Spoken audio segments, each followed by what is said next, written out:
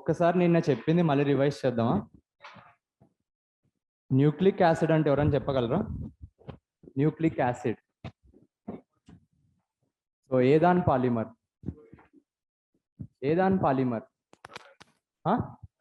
Okay, that is correct. So nucleotide అంటే ఏంటి? So ఒక్కసారి మళ్ళీ స్టార్టింగ్ నుంచి ఒక్కసారి మళ్ళీ రివైజ్ చేసి వెళ్దాం. వాయిస్ వస్తుంది కదా చిన్నగా? ఓకే, ఇప్పుడు ఓకేగా? సో ఫస్ట్ నైట్రోజినస్ బేసెస్ చెప్పాను.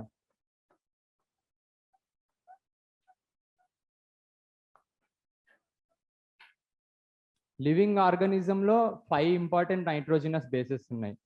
ATGCU. సో ATGC అనేది కేవలం డిఎన్ఏలో ఉంటాయి, AUGC కేవలం ఆర్ఎన్ఏలో ఉంటాయి. సో ఈ నైట్రోజినస్ బేస్ షుగర్తో అటాచ్ అవుతే న్యూక్లియోసైడ్ అంటారు. సో అది ఫాస్ఫేట్తో అటాచ్ అవుతే న్యూక్లియోటైడ్ అంటారు. సో ఈ అటాచ్ అయిన మొత్తం మాలిక్యూల్ కింద రిపిటేషన్ ఒక పాలిమర్లా రిపీట్ అవుతే దాన్ని న్యూక్లిక్ యాసిడ్ అంటారు. సో అందులో ఉన్న షుగర్ కానీ డిఆక్సీ ఫామ్లో ఉంటే దాన్ని డిఎన్ఏ అంటారు, ఆక్సీ ఫామ్లో ఉంటే ఆర్ఎన్ఏ అంటారు. సో అక్కడి వరకు క్లారిటీ ఉంది. ఇంకొకటి, నేను నిన్న హ్యూమన్ జీనోమ్ ప్రాజెక్ట్ గురించి ఎక్స్ప్లెయిన్ చేశాను. సో ఎవరైనా నాకు హ్యూమన్ జీనోమ్ ప్రాజెక్ట్ అంటే ఎక్స్ప్లెయిన్ చేయగలరా? ఎనీవన్?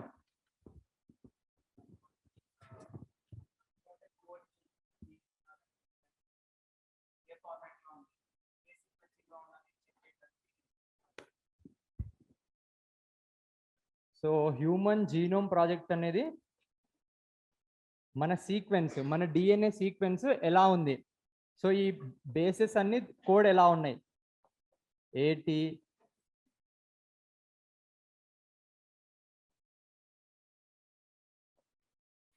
సో ఇలా మన కోడ్ ఏంటి, మన డిఎన్ఏ కోడ్ ఏంటో కనుక్కోవడానికి హ్యూమన్ జీనోమ్ ప్రాజెక్ట్ వాడారు. సో దీనివల్ల మనకి ఆ కోడ్ వచ్చిన తర్వాత ఆ కోడ్లో ఏ పార్ట్ ఏ దానికి సంబంధించింది, ఫర్ ఎగ్జాంపుల్ ఒక పార్ట్ ముక్కు ఫీచర్స్ని డిస్క్రైబ్ చేస్తుంది, ఒక పార్ట్ కన్ను ఎలా ఉండాలో డిస్క్రైబ్ చేస్తుంది, ఒక పార్ట్ హెయిర్కి సంబంధించి ఉంటుంది, ఒక పార్ట్ నెయిల్స్ సంబంధించి ఉంటుంది, ఒక పార్ట్ ఇన్సులిన్ సంబంధించి ఉంటుంది, ఒక పార్ట్ హిమోగ్లోబిన్, హార్మోన్స్, ఎంజైమ్ అన్ని ఇక్కడే కోడ్ అయి ఉంటుంది. సో ఒక హ్యూమన్ జీనోమ్ ప్రాజెక్ట్లో కొన్ని అబ్జర్వేషన్స్ వచ్చాయి. సో హ్యూమన్ బాడీలో నియర్లీ 30,000 జీన్స్ ఉన్నాయి. సో ఒక జీన్ అంటే it's a functional part of the DNA. డిఎన్ఏలో అంత యూస్ఫుల్ పార్ట్ ఉండదు, ఓన్లీ కొద్దిగా యూస్ఫుల్ పార్ట్ ఉంటుంది. సో ఆ యూస్ఫుల్ పార్ట్ని జీన్ అంటారు. సో మిగతా ఫర్ ఎగ్జాంపుల్ డిఎన్ఏ మనం సీక్వెన్స్ చేసిన తర్వాత ఒక 95% జంక్ డిఎన్ఏ అంటారు, అందులో ఏమి యూజ్ లేదు. సో దాన్ని జంక్ డిఎన్ఏ అంటారు, సెల్ఫిష్ డిఎన్ఏ అంటారు, నాన్ కోడింగ్ డిఎన్ఏ అంటారు. సో కానీ మిగతా 5%లో జీన్స్ ఉంటాయి, ఆ జీన్సే ప్రోటీన్స్కి కోడ్ ఇస్తాయి.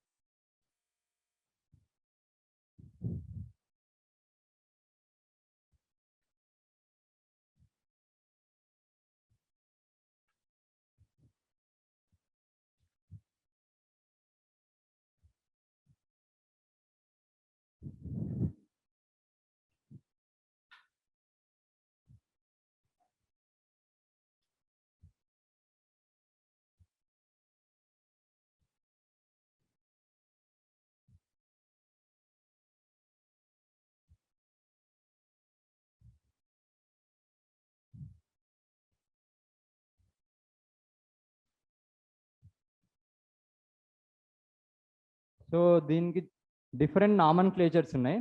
Junk DNA, selfish DNA, non coding DNA. So దీన్ని ఎందుకు నాన్ కోడింగ్ అంటారంటే ఇది ప్రోటీన్కి వచ్చేలాగా ఎటువంటి కోడ్ ఇవ్వదు, ఓన్లీ ఈ జీన్స్లో ఉన్నవే కోడ్ ఇస్తుంది. ఇప్పుడు మీకు నిన్న చెప్పా, డిఎన్ఏ నుంచి ఆర్ఎన్ఏ వస్తుంది, ఆర్ఎన్ఏ నుంచి రైబోజోమ్ దగ్గర ప్రోటీన్ వస్తుంది. సో అది కోడింగ్ ప్రాసెస్ ఉంటుంది.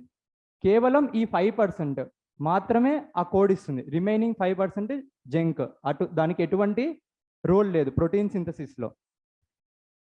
సో ఇటు జీన్స్ అంటే ఇన్సులిన్ జీన్ ఉండొచ్చు,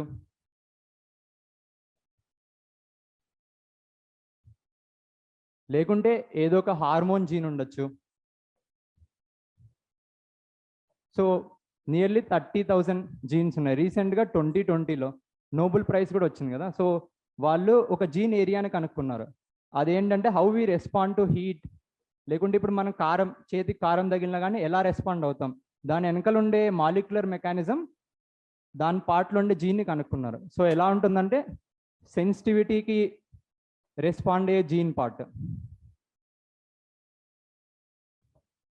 ఇంకో 2 years బ్యాక్ హిమోగ్లోబిన్ సంబంధించిన జీన్ కనుక్కున్నారు. ఫర్ ఎగ్జాంపుల్ మీరు హై ఆల్టిట్యూడ్కి వెళ్తే సడన్గా ఊపిరి సరిపోయినట్లు అనిపిస్తుంటుంది, ఆక్సిజన్ తక్కువైనట్టు అనిపిస్తుంది. సో బాడీ అనేది ఆటోమేటిక్గా అడ్జస్ట్ అవుతుంది లో ఆక్సిజన్ ఏరియాల్లో కూడా. సో దాని వెనకాల కూడా మాలిక్యులర్ పాత్వే ఉంటుంది జీన్ సంబంధించింది. సో అది కూడా చూడండి, ఈ ఏరియా చాలా రీసెర్చ్ జరుగుతూ ఉంది, కొత్త కొత్త జీన్ ఏరియాస్ కనుక్కుంటా ఉన్నారు. సో బాగా మీకు క్లారిటీ ఉంటే ఎలా ఎలా వర్క్ చేస్తుందో జీను, మీరు కొత్తగా రేపు పొద్దున కరెంట్ అఫైర్స్లో కొత్త వస్తూ ఉన్నా మీరంతకు మీరు నోట్స్ చేసుకోగలరు.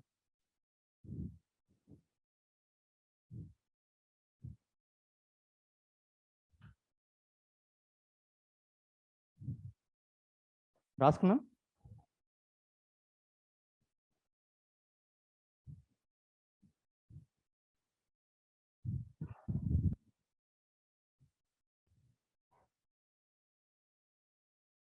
సో ఈ 95% పేరుకేమో జంక్ నాన్ కోడింగ్ డిఎన్ఏ అనొచ్చు, కానీ ఆ 95%లోనే ఎటువంటి మ్యూటేషన్స్ అయినా రావడానికి ఛాన్స్ ఉంటుంది.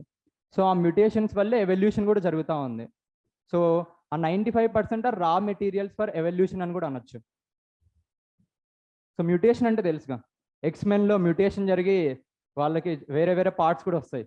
సో అలాంటి మ్యూటేషన్ జరిగి వాళ్ళ బాడీలో కానీ మార్ఫాలజీలో కానీ బాడీ చేంజెస్లో రావాలంటే ఇది రా మెటీరియల్ ఇక్కడే జరిగే ఛాన్స్ ఉంటుంది.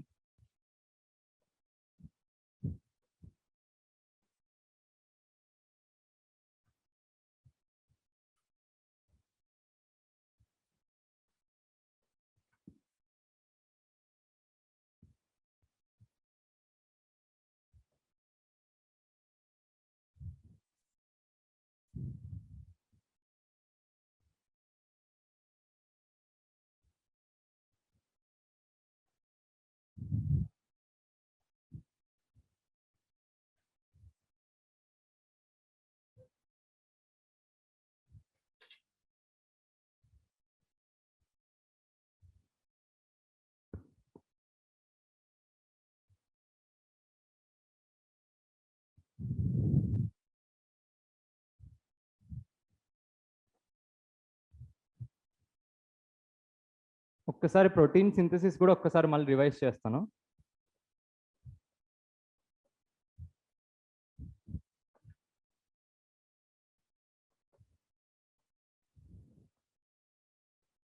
సో మన న్యూక్లియర్లో ఉన్న డిఎన్ఏ ఆర్ఎన్ఏగా మారుతుంది.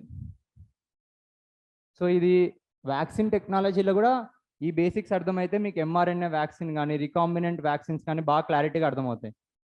సో అందుకే నేను మీకు మళ్ళీ మళ్ళీ చెప్తున్నాను.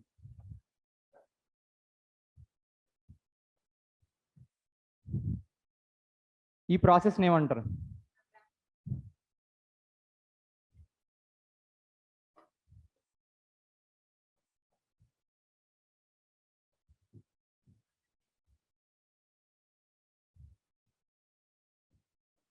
సెల్లో ప్రోటీన్ సింథసిస్ ఏ పార్ట్లో జరుగుతుంది?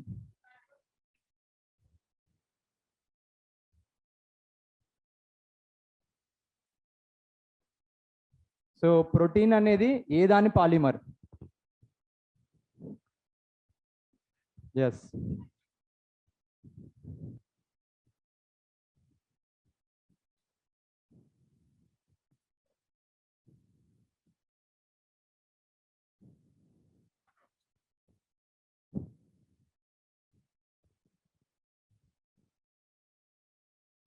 నిన్న చెప్పిందే మళ్ళీ రాసుకుని వస్తున్నాను, ఒకవేళ నిన్న రాసుకోండి.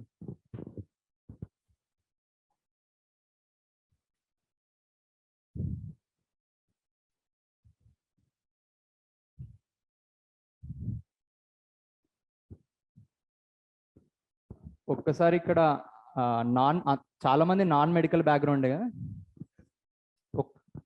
మెడికలా? ఓకే ఓకే, అందరం చాలా మంది ఉన్నారని అజ్యూమ్ చేసుకున్నాను.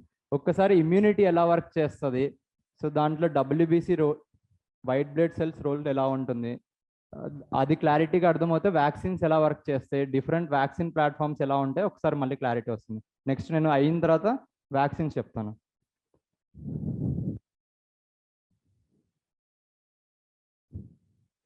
ఏదైనా ఆర్గానిజం తీసుకోండి, ఎయిదర్ బి బ్యాక్టీరియా, ఫంగస్ కానీ, ఈవెన్ సెల్ కానీ, మన బాడీలో ఉన్న సెల్ కానీ, స్కిన్ సెల్ కానీ, లివర్ సెల్ కానీ, any single cell, or even virus కూడా, ఒక ప్రోటీన్ సర్ఫేస్ ఉంటుంది మీద. సో దాన్ని యాంటీజెన్ అంటారు. పేరు గుర్తుపెట్టుకోండి, పైనున్న ప్రోటీన్ సర్ఫేస్ దాన్ని యాంటీజెన్ అంటారు. సో ఇది ప్రతి ఆర్గానిజంకి యూనిక్ ఉంటుంది. సో నీకు ఒక రకమైన యాంటీజెన్ ఉంటుంది, నీకు ఒక రకమైన యాంటీజెన్ ఉంటుంది, లేకుంటే వైరస్కి ఒక రకమైన యాంటీజెన్ ఉంటుంది, కరోనాకు ఒక రకమైన యాంటీజెన్ ఉంటుంది. కరోనాలో మ్యూటేషన్ జరగడం వల్ల డిఫరెంట్ వేరియంట్స్ రావడానికి కారణం ఏంటంటే మ్యూటేషన్ జరిగి దాని పైన ఉన్న యాంటీజెన్స్ మారిపోతాయి.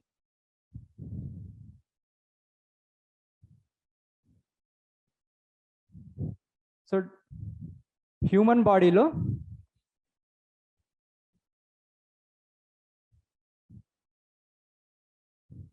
White blood cells key role play చేస్తాయి మనకి ఇమ్యూనిటీ ఇవ్వడానికి.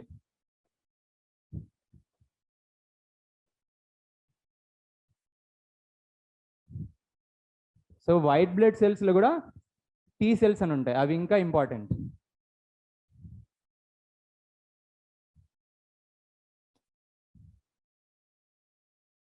సో ఒక సింపుల్ అనాలజీలో చెప్పాలంటే యాంటీజెన్ అనేది ఒక స్మెల్ లాంటిది అనుకోండి. ఒక్కొక్కరికి ఒక యునిక్ స్మెల్ ఉంటుంది, వైరస్కి ఒక యునిక్ స్మెల్ ఉంటుంది, ఒక మనిషికి ఒక యునిక్ స్మెల్ ఉంటుంది. సో టీ సెల్స్ అనేవి ఒక డాగ్ లాగా అనుకోండి. సో ఎప్పుడైతే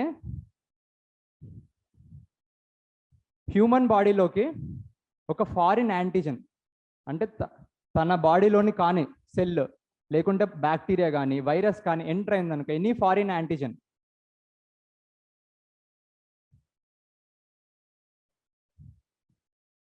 ఈ టీ సెల్స్ వాసన కనుక్కుంటాయి.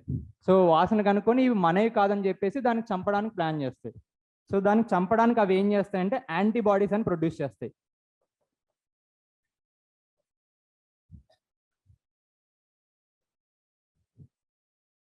సో ఇది యాంటీజెన్ అనుకోండి. సిమిలర్ ఫిట్టింగ్ యాంటీబాడీని జనరేట్ చేస్తాయి, డబ్ల్యూబీసీ.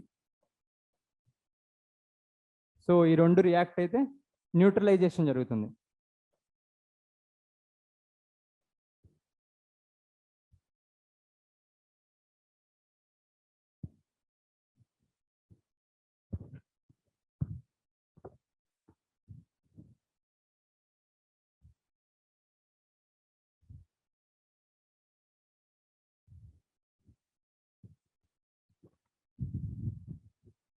ఒక డౌట్ రావచ్చు, డబ్ల్యూబీసీ ఉన్నా ఎందుకు మనం ఇన్ఫెక్ట్ అవుతున్నాం, ఎందుకు మన ఇమ్యూనిటీ సరిపోవట్లేదు వైరస్ నుంచి ప్రొటెక్ట్ చేయడానికి కానీ ఏదైనా బ్యాక్టీరియా నుంచి ప్రొటెక్ట్ చేయడానికి కానీ.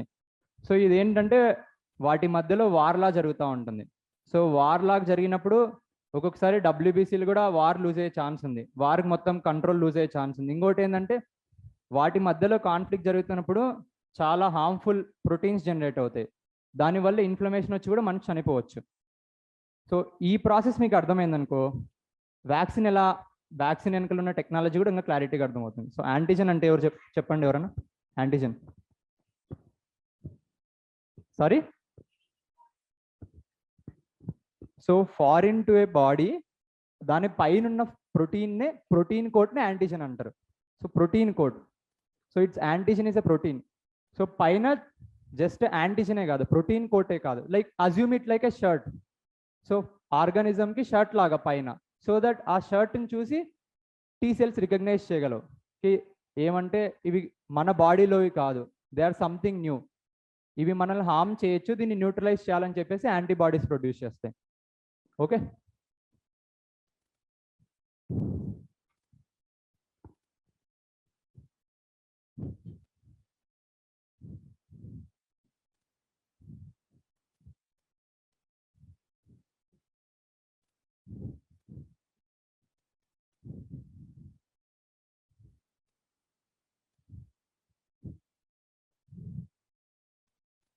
గ్రాఫ్లు అంటే ఎవరికి భయం లేదుగా, గ్రాఫ్స్ మెయిన్స్లో గీయాల్సి ఉంటుంది, ఎకానమీలో అయితే ఖచ్చితంగా గీయాలి. సో ఫస్ట్ టైం ఒక ఫారిన్ యాంటీజెన్, ఒక వైరస్ కానీ బ్యాక్టీరియా కానీ ఎంటర్ అయినప్పుడు ఇది టైం అనుకోండి. ఫర్ ఎగ్జాంపుల్ కరోనానే ఎగ్జాంపుల్ తీసుకోండి. ఫస్ట్ ఎంటర్ అయినప్పుడు డబ్ల్యూబీసీకి వైరస్ కాన్ఫ్లిక్ట్ జరుగుతూ ఉంటుంది, యాంటీబాడీస్ ప్రొడ్యూస్ చేస్తాయి. సో యాంటీబాడీ లెవెల్ బాడీలో పెరుగుతుంది. అందుకే యాంటీబాడీ టెస్ట్ చేయించుకోండి 10 days తర్వాత 15 days తర్వాత అంటూ ఉంటారు. ఎందుకంటే అప్పటికి రియాక్షన్ జరిగి యాంటీబాడీ సెక్రెట్ అవుతాయి మన బ్లడ్లో.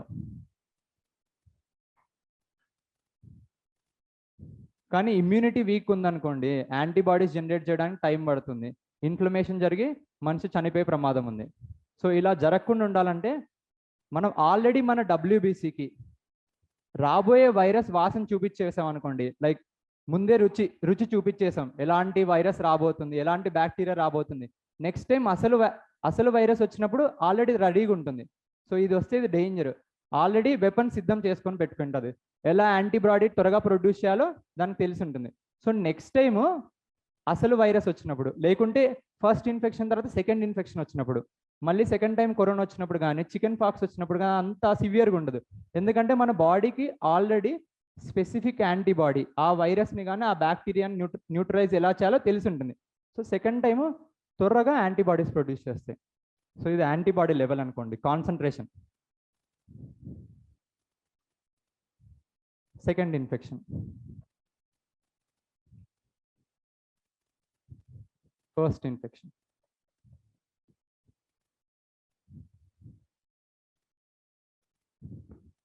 ఇప్పుడు వైరస్ రోల్ ఎక్కడ వస్తుందంటే, ఇక్కడ వైరస్ ఫస్ట్ ఇన్ఫెక్షన్ చేస్తుంది, సెకండ్ ఇన్ఫెక్షన్ చేస్తుంది. వ్యాక్సిన్ రోల్ ఎక్కడ వస్తుందంటే, వ్యాక్సిన్ని వాడుకొని మనం ఫస్ట్ ఇన్ఫెక్షన్ వచ్చినట్టు మిమిక్ చేయొచ్చు. సో అది ఎలా చేస్తాం చెప్తాను. ఓకే చెప్పు.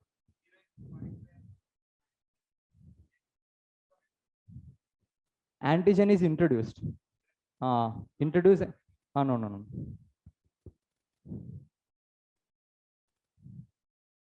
Okay.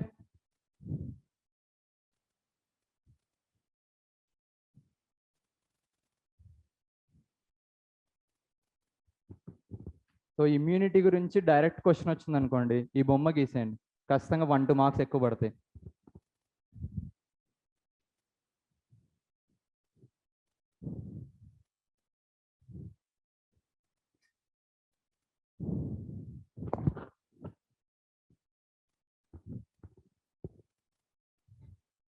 సో ఇప్పుడు మనం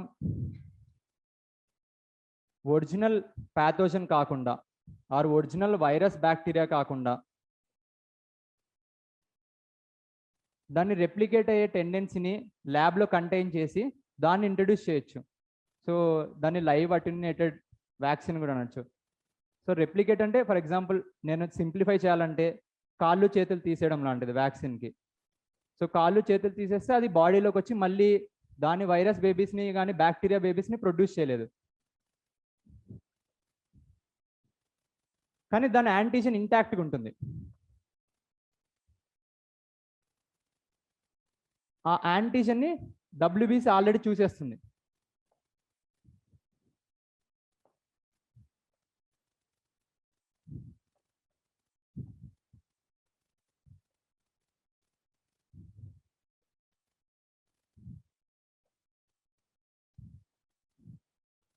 example polio virus.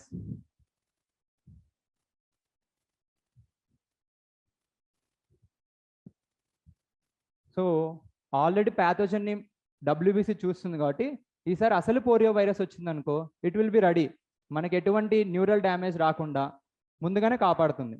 So live attenuated కాకుండా కిల్డ్ కూడా వేయచ్చు, వైరస్ని పూర్తిగా లేకుంటే బ్యాక్టీరియాని పూర్తిగా చంపి కూడా వ్యాక్సిన్ రూపంలో మన బాడీలోకి ఇంట్రడ్యూస్ చేయొచ్చు.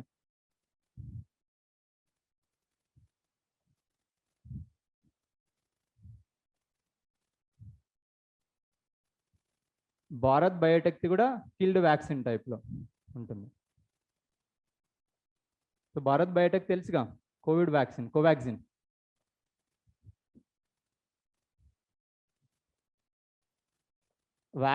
వైరస్ని చంపేసిన కానీ దాని యాంటీజెన్ గిన ఇంటాక్ట్ ఉందనుకో, డబ్ల్యూబీసీ వాసన పసిగట్టేస్తాయి. నెక్స్ట్ టైం వచ్చినప్పుడు, అసలు వైరస్ వచ్చినప్పుడు బెటర్గా పర్ఫామ్ చేయగలవు, బెటర్గా యాంటీబాడీస్ ప్రొడ్యూస్ చేయగలవు. సో ఆ టర్మ్ని ఎలాగైతే ఫస్ట్ టైం ఇన్ఫెక్ట్ అయ్యి సెకండ్ టైం బెటర్గా ట్యాకిల్ చేయగలవు, దాన్ని ఇమ్యూనో మెమరీ కూడా అంటారు. అలా గుర్తు పెట్టుకోవడాన్ని మన డబ్ల్యూబీసీ తన మెమొరీలో గుర్తు పెట్టుకుంటుంది.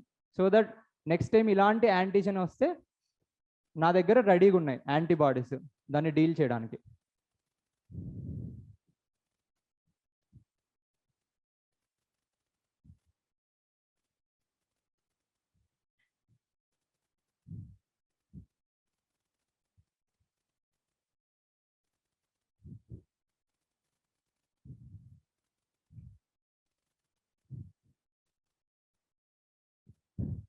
ఇప్పుడు అర్థమవుతుంది కదా యాంటీజెన్ రోల్ ఎంత ఇంపార్టెంట్. సో మనం పూర్తి వైరస్ ఏం అవసరం లేదు, అట్లీస్ట్ యాంటీజెన్ దాకా మనం ఇంట్రడ్యూస్ చేయగలిగితే మన డబ్ల్యూబీసీకి మన నెక్స్ట్ టైం అసలు వైరస్ వచ్చినప్పుడు we will be better prepared. ఇవి వచ్చేసి ట్రెడిషనల్ వ్యాక్సిన్స్. ఇప్పుడు చాలా మోడర్న్ వ్యాక్సిన్స్ వచ్చాయి. ఎలాంటిదంటే రీకాంబినెంట్ వ్యాక్సిన్ అంటారు, రీకాంబినెంట్ డిఎన్ఏ వ్యాక్సిన్ అంటారు, ఎంఆర్ఎన్ఏ వ్యాక్సిన్ అంటారు. సో అవి ఒక్కసారి ఎక్స్ప్లెయిన్ చేస్తాను. రీకాంబినెంట్ డిఎన్ఏ వ్యాక్సిన్ చాలా ఇంపార్టెంట్. నాకు తెలిసి టీఎస్పిఎస్సి సిలబస్లో ఎక్స్ప్లిసిట్గా మెన్షన్ చేశారు నాకు గుర్తుండడం ప్రకారం.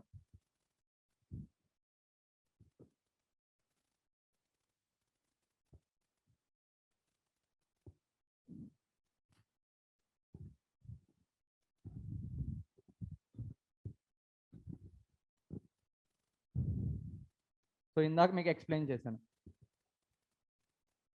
హెపటైటిస్ బి వైరస్ ఉంది మన దగ్గర. సో మనం ల్యాబ్లో ఏం చేస్తామంటే దానికి పైన ప్రోటీన్ సర్ఫేస్ ఉంటుంది, అది యాంటీజెన్. ఆ యాంటీజెన్ని ప్రొడ్యూస్ చేసే antigen is also a protein, antibody is also a protein. ఇవన్నీ రైబోజోమ్లో ప్రొడ్యూస్ అయ్యి రావాల్సిందే బయటికి. సో ఈ యాంటీజెన్ వెనకలున్న ఆర్ఎన్ఏ ఏంటి, సో ఈ యాంటీజెన్ని కోడ్ చేసే ఆర్ఎన్ఏ ఏంటి, సో అది ఐడెంటిఫై చేస్తాం హెపటైటిస్ బిలో. సో అది ఐడెంటిఫై చేసిన తర్వాత దాన్ని తీసుకెళ్ళి ఒక బ్యాక్టీరియా తీసుకుంటాం. సో ఆ బ్యాక్టీరియా జీన్ని డిఎన్ఏని కట్ చేసి దీని యాంటీజెన్కి సంబంధించిన జీన్ని ఇన్సర్ట్ చేస్తాం. సో మనం కంబైన్ చేస్తున్నాం, అందుకే రికాంబినెంట్ అంటారు. ఒకటి హెపటైటిస్ బిది, ఇంకోటి ఒక బ్యాక్టీరియాది. సో బ్యాక్టీరియా తీసుకోవచ్చు, ఈస్ట్ తీసుకోవచ్చు, మన ఇష్టం, మన యూటిలిటీ బట్టి దాని స్టెబిలిటీ బట్టి ఏదైనా తీసుకోవచ్చు. సో రెండింటిని కంబైన్ చేస్తాం, సో దాన్ని రికాంబినెంట్ డిఎన్ఏ అంటారు. సో రెండింటిని కంబైన్ చేసిన తర్వాత ఇప్పుడు మన దగ్గర మాడిఫై అయిన ఈస్ట్లో యాంటీజెన్ ప్రొడ్యూస్ చేయగలిగే సీక్వెన్స్ ఉంది దాని డిఎన్ఏలో.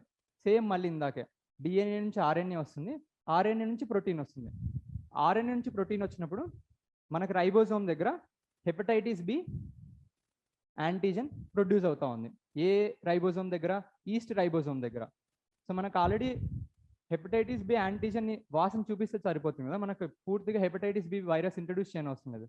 సో దాన్ని తీసుకొని వ్యాక్సిన్ని ప్యూరిఫై చేసేసి బాడీలోకి ఇంజెక్ట్ చేస్తాం. అర్థం కాలేదా?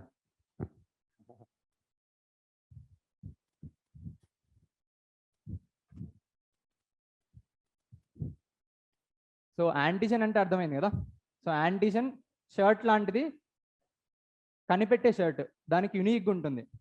సో వైరస్ కూడా ఆ పైన షర్ట్ ప్రొడ్యూస్ చేయాలంటే దానికి సంబంధించిన దాని కోడ్లో డిఎన్ఏలో కోడ్ ఉంటుంది.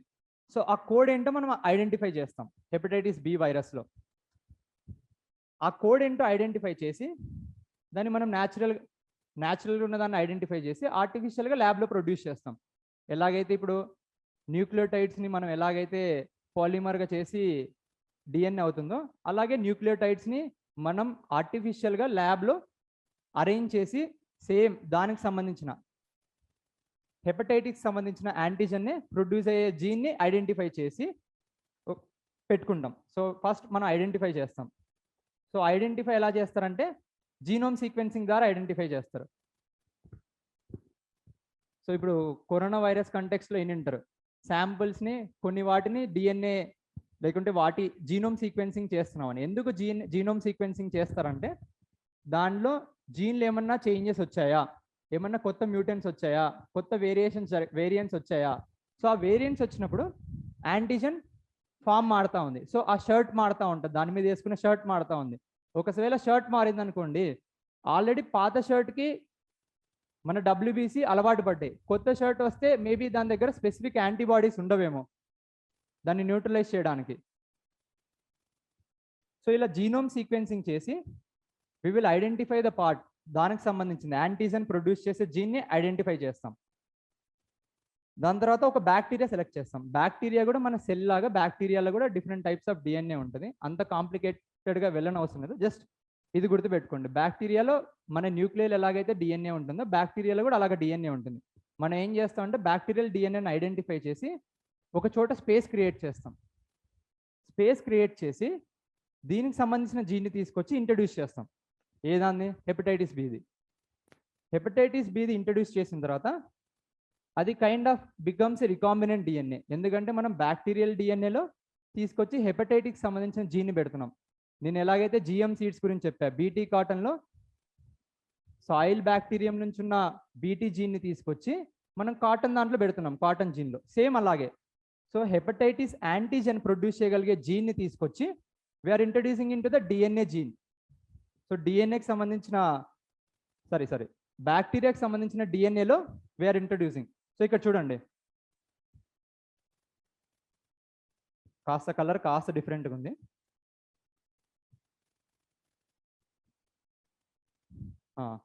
చూడండి, ఇది వచ్చేసి బ్యాక్టీరియా పార్ట్, ఇది వచ్చేసి వైరస్ పార్ట్. ఏ వైరస్? హెపటైటిస్ వైరస్ది. సో అది కైండ్ ఆఫ్ రీకాంబినెంట్ అంటారు కదా, రెండు దానిలో కలగలిపారు. సో అలా కలిసిన దాన్ని మళ్ళీ ఈస్ట్ సెల్లో ఉన్నప్పుడే కలుపుతాం. మనం ఏం న్యూక్లియస్ సపరేట్ చేసి కలుపుతాం, ఈస్ట్ సెల్ ఉన్నప్పుడే కలిపేసి పెడతాం, అప్పుడు అది రీకాంబినెంట్ ఈస్ట్ సెల్ అవుతుంది. సో ఇక్కడ సింప్లిఫై చేస్తున్నారు, ఇక్కడేమి న్యూక్లియన్ తీసి పక్కకి తీసేసి వాళ్ళేమి డిఎన్ఏ ఎడిటింగ్ చేయరు. కేవలం బ్యాక్టీరియాలో ఉన్నప్పుడే వాళ్ళ దగ్గర క్రిస్పర్ క్యాస్నిన్ లాంటి టూల్స్ తీసుకొచ్చి కొత్త జీన్ సీక్వెన్స్ని ఇంట్రడ్యూస్ చేస్తారు. సో ఈ జీన్ సీక్వెన్స్లో అడిషనల్ ఫీచర్ ఏముంటుందంటే ఇట్ కెన్ ప్రొడ్యూస్ షర్ట్. ఏంటి? జస్ట్ షర్టే, మొత్తం వైరస్ రాదు, జస్ట్ దాని షర్టే కావాలి మనకి. షర్ట్ ఉంటే మనకు సరిపోతుంది. సో ఈస్ట్కి ఆ షర్ట్ మాత్రమే ప్రొడ్యూస్ చేయగల పవర్ ఉంటుంది. సో మనం ఈస్ట్ సెల్స్ని బాడీలోకి ఇంట్రడ్యూస్ చేస్తాం, దే కెన్ ప్రొడ్యూస్ యాంటీజెన్ కదా.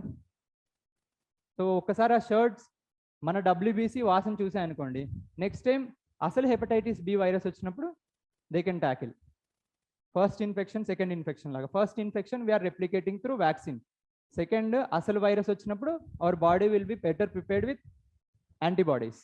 ఓకే, అర్థం కావట్లేదా? మళ్ళీ చెప్పమంటావా?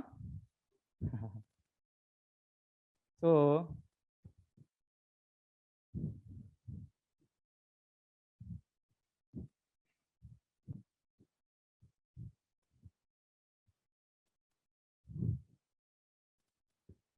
దీని తర్వాత ఇంకోటి లేటెస్ట్గా వచ్చిన technology mRNA vaccines.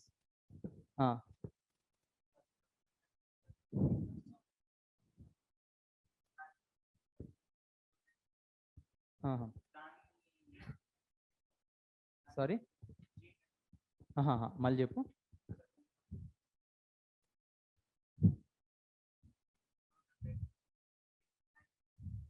So antigen తీసుకోలేదు, యాంటీజెన్ని ప్రొడ్యూస్ చేసే జీన్ని తీసుకున్నాం. సో అది తీసుకెళ్ళి బ్యాక్టీరియాలో ఇంట్రడ్యూస్ చేసాం. బ్యాక్టీరియాలో ఉన్న డిఎన్ఏని కొద్దిగా స్పేస్ క్రియేట్ చేసి దీన్ని ఇంట్రడ్యూస్ చేసాం. సో దీన్ని ఇంట్రడ్యూస్ చేయడం వల్ల వైరస్ యొక్క పూర్తి జీన్ రాలేదు, జస్ట్ దాని యాంటీజెన్, దాని షర్ట్ని ప్రొడ్యూస్ చేయగలిగేది వస్తుంది.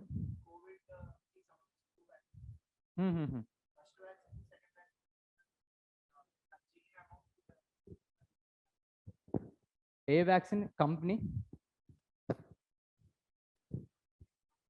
సో లేదు 2 డోసెస్ సేమ్ ఫార్ములానే.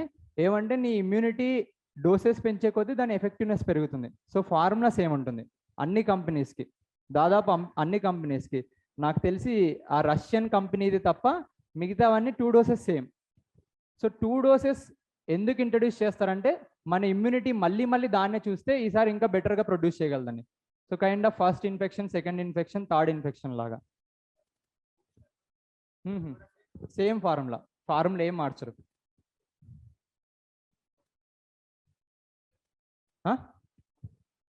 నోట్ చేసుకో.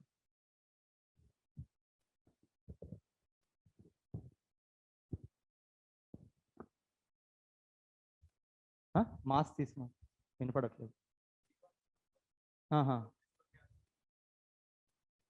క్రిస్పర్ క్యాస్నేని వాడతారు. ఇంకా zinc based gene cutting techniques కొన్ని ఉన్నాయి. సో పాతకాలంలో అవి కూడా వాడేవాళ్ళు. ఏమంటే CRISPR Cas nine is the advanced method. CRISPR Cas nine అని వాడచ్చు, కానీ చాలా old technique. Most probably gene cutting టెక్నిక్సే వాడింటారు. సో జీన్ బేస్డ్ మిమ్మల్ని ఎగ్జామ్లో అడగారు. మాక్సిమం అడిగితే క్రిస్పర్ క్యాస్నైన్ గురించి అడుగుతారు.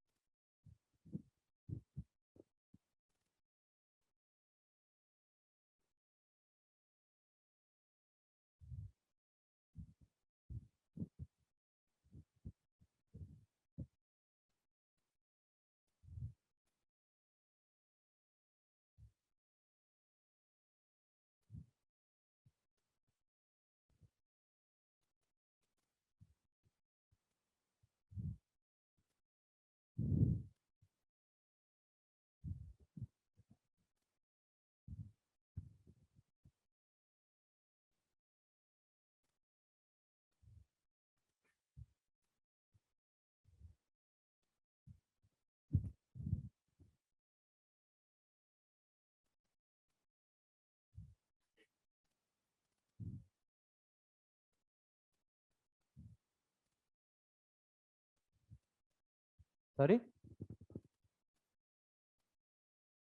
హ్యూమన్. సో రీకాంబినెంట్ పదం లైక్ కంబైనింగ్ 2 జీన్స్ అని చెప్పి, 2 జీన్ సీక్వెన్సెస్ అని. So recombinant DNA technology, BT cotton is called recombinant DNA technology. Even Humulin ఎలా అయితే ఇన్సులిన్ ప్రొడ్యూస్ చేస్తారో నిన్న ఒక బ్యాక్టీరియాలో ఇన్సర్ట్ చేసి, that is also recombinant technology. So recombinant DNA technology వ్యాక్సిన్లో చాలా ఇంపార్టెంట్ రోల్ ప్లే చేస్తూ ఉంది. సో రెవల్యూషనైజ్ చేసింది వ్యాక్సిన్ని. ఎలాగైతే ట్రెడిషనల్లో కిల్డ్ వ్యాక్సిన్ కానీ లైవ్ అటెన్యూటెడ్ వ్యాక్సిన్స్ నుంచి we move towards recombinant vaccines.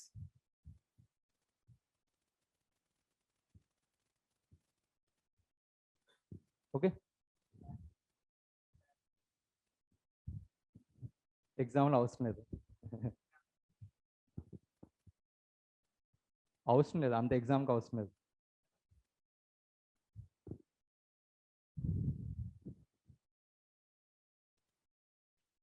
So ఇందాక డిఎన్ఏ నుంచి ఆర్ఎన్ఏ వస్తుంది. నేను దీన్ని మళ్ళీ మళ్ళీ ఎందుకు చెప్తున్నా అంటే చాలా ఇంపార్టెంట్.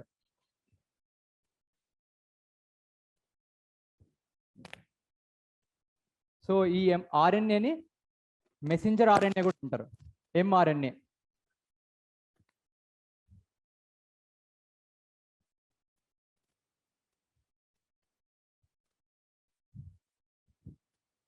ఎంఆర్ఎన్ఏ వ్యాక్సిన్స్ ఏం చేస్తాయంటే మన సెల్లో ఉన్న ఆల్రెడీ ఇన్బిల్ట్ మెషినరీస్నే వాడుకొని వ్యాక్సిన్ తయారయ్యే విధంగా చేస్తాయి. సో అవి ఎలా చేస్తాయంటే ఇందాక మీకు చెప్పాను. సో ఎనీ వైరస్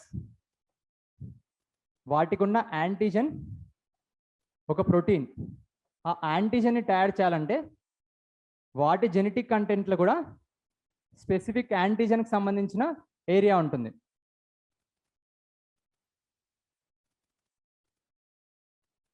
సో ఇది యాంటీజెన్కి సంబంధించిన ఏరియా, యాంటీజెన్కి సంబంధించిన జీన్. సో ఒక్కసారి ఎప్పుడైతే కరోనా వ్యాక్సిన్ పాండమిక్ అని డిక్లేర్ చేసిన తర్వాత అన్ని కంట్రీస్ జీనోమ్ సీక్వెన్సింగ్ చేసి డేటా షేర్ చేశాయి.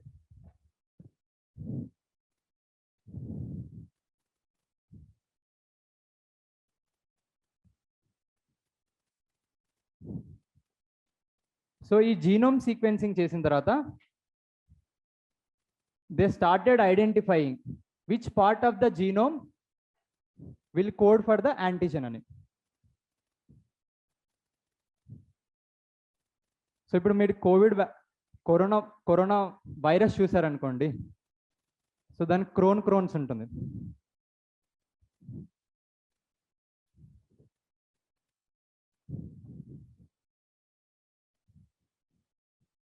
సో ఈ క్రోన్స్ కూడా they are part of an antigen. మనం పూర్తి యాంటీజెన్ని వాడాల్సిన అవసరం లేదు. ఈవెన్ దానికి క్రోన్ ఇంట్రడ్యూస్ చేసిన వ్యాక్సిన్గా సరిపోతుంది. ఎందుకంటే మనం కాస్ట్ ఎఫెక్టివ్ వేలో ఎక్కువ వ్యాక్సిన్ ప్రొడ్యూస్ చేయాల్సి ఉంటుంది కదా. సో మనం ఏం చేస్తామంటే ఈ పార్ట్, దీన్ని స్పైక్ ప్రోటీన్ అంటారు. This is very important part of corona, spike protein. So ఈ స్పైక్ ప్రోటీన్ వెనకల ఉండే జీన్, దాన్ని ఐడెంటిఫై చేస్తారు. సో ఆ జీన్ అనేది ఒక చిన్న క్లారిఫికేషన్, హ్యూమన్స్ని ఇన్ఫెక్ట్ చేసే వైరస్లో ఆర్ఎన్ఏ ఉంటుంది, డిఎన్ఏ ఉండదు. మోస్ట్లీ ఆర్ఎన్ఏ ఉంటుంది. వేరాస్ ట్రీస్ని ఇన్ఫెక్ట్ చేసే వైరస్లో డిఎన్ఏ ఉంటుంది. సో దీనికి సంబంధించిన ఆర్ఎన్ఏ సీక్వెన్స్ని వి విల్ ఐడెంటిఫై. ఏంటి? స్పైక్ ప్రోటీన్కి సంబంధించిన ఆర్ఎన్ఏ సీక్వెన్స్. సో దాన్ని ఐడెంటిఫై చేసి ఆర్టిఫిషియల్ వేలో ల్యాబ్లో సింథసైజ్ చేస్తాం. ఆ సింథసైజ్ చేసిన దాన్ని ఎంఆర్ఎన్ఏ అంటారు.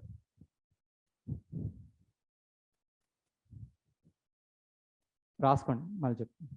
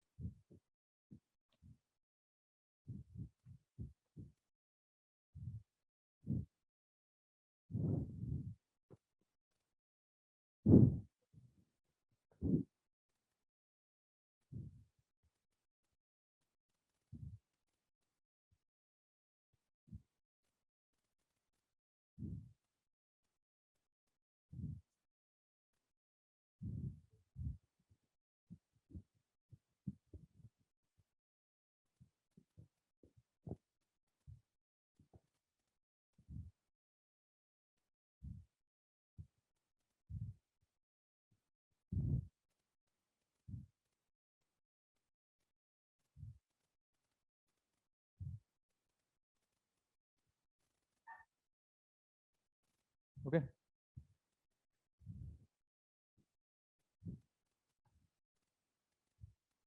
ఇంకోటి, మీరు బయోటెక్నాలజీ నాలెడ్జ్ డెప్త్ పెరగడానికి యూట్యూబ్లో వీడియోస్ కూడా చూస్తూ ఉంటుంది. సో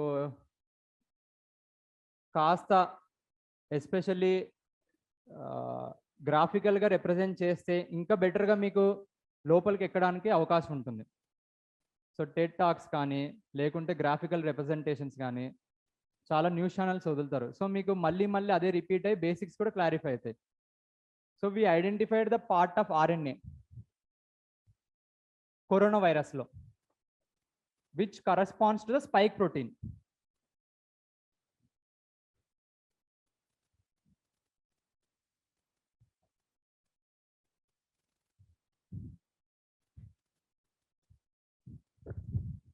సో మనం స్పైక్ ప్రోటీన్ సంబంధించిన ఆర్ఎన్ఏని ఐడెంటిఫై చేసి, or you can call technically ఎంఆర్ఎన్ఏని ఐడెంటిఫై చేసి ల్యాబొరేటరీలో ఆర్టిఫిషియల్గా సింథసైజ్ చేస్తాం ఎక్కువ ఎంఆర్ఎన్ఏ.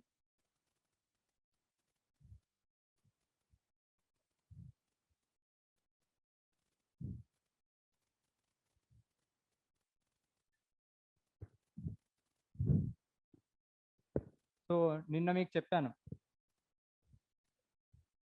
మన సెల్లో ఇక్కడ వరకు రాస్తుంది.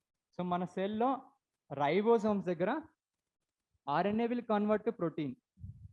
మనం ఇక్కడ మనం ఐడెంటిఫై చేసుకున్న mRNAని మన హ్యూమన్ బాడీలో ఉన్న రైబోసోమ్స్ని వాడుకొని స్పైక్ ప్రోటీన్స్ ప్రొడ్యూస్ చేయొచ్చు. ఇప్పుడు మనం ఆ mRNAని రైబోసోమ్ దగ్గర వరకు తీసుకెళ్ళగలగాల. సో దానికోసం మనకు ఒక వెహికల్ లాంటిది కావాలా, మాలిక్యులర్ స్కేల్లో డెలివరీ చేయడానికి mRNAని. సో mRNAని స్టెబిలైజ్ చేయడానికి కూడా రకరకాల కెమికల్స్ వాడతారు. అది పౌచ్, ఆ పౌచ్ని రకరకాల పేర్లో వాడతారు. సో నానో ఫ్యాట్ అంటారు. Nano fat or liposomal sac. Nano fat or liposomal sac. So liposomal sac అంటే ఏం లేదు. ఫర్ ఎగ్జాంపుల్ మన బెలూన్ ఉంది, బెలూన్లో వాటర్ నింపినప్పుడు వాటర్ అలాగే ఉంటాయి. సో అలాగే వాటర్ కానీ ఎంఆర్ఎన్ఏతో పాటు మనం యాడ్ చేసే సాల్వెంట్స్ కానీ ఇంటాక్ట్గా ఉండడానికి మనం ఇది వాడతాం. సో దాన్ని నానో ఫ్యాట్ ఆర్ లైపోసోమల్ సాక్ అంటారు. ఇది ఏంటంటే డెలివరీ వెహికల్. ఈ డెలివరీ వెహికల్లో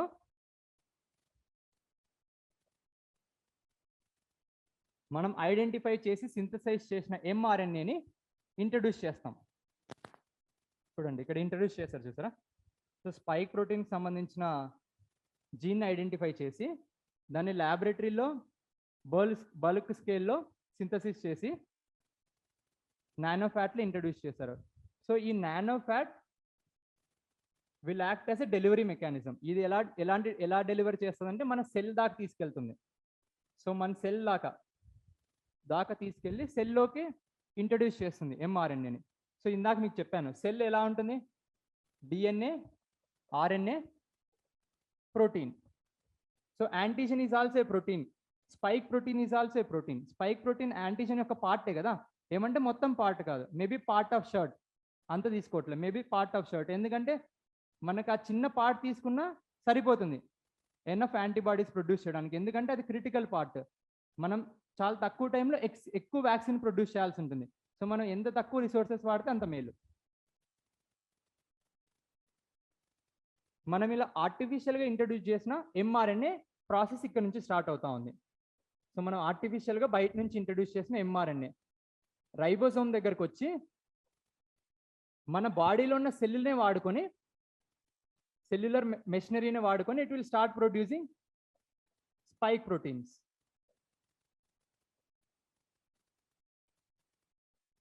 సో ఇందాకే చెప్పాను మన డబ్ల్యూబీసీ ఈ స్పైక్ ప్రోటీన్స్ని ఒకసారి చూసాయనుకోండి, నెక్స్ట్ టైం వచ్చినప్పుడు దాని రెస్పాన్స్ బెటర్గా ఉంటుంది. ఎందుకంటే most important part of antigen అది చూసేసాయి. నెక్స్ట్ టైం వచ్చినప్పుడు వైరస్ అంత స్పీడ్గా రెప్లికేట్ అవ్వకుండా మన WBC can win war. So మన ఇన్ఫ్లమేషన్ కాకుండా ఏది కాకుండా ఆపుతుంది. Okay, clarify? ఓకే, కాంప్లికేటెడ్గా ఉందా కాస్త? ఫస్ట్లో నాకు కూడా ఇలాగే అనిపించింది, తర్వాత అలవాటు చేసుకోవాలి, తప్పదు. అందుకే చెప్తున్నా, మీరు కాస్త గ్రాఫికల్ వీడియోస్ కానీ ఇమేజెస్ కానీ చూస్తూ ఉంటే మీకు మళ్ళీ అదే రీఎన్ఫోర్స్ అయ్యి క్లారిటీ వస్తూ ఉంది. దానికి తోడు 8th, 9th, 10th ఒకసారి ఎన్సీఆర్టీలు చూడండి. సో మీకు బేసిక్స్, ఇమ్యూనిటీ ఎలా వర్క్ అవుతుంది, సో దాని వెనకాల ఉండే బేసిక్స్, డబ్ల్యూబీసీ, ఆర్బీసీ, ఒకసారి ఆ బేసిక్స్ వచ్చిన తర్వాత you can build up on it. Okay, year ఎవరైనా ప్రిలిమ్స్ ఇస్తున్నారా? ఎంతమంది ఇస్తున్నారు? చేతులు ఎత్తండి.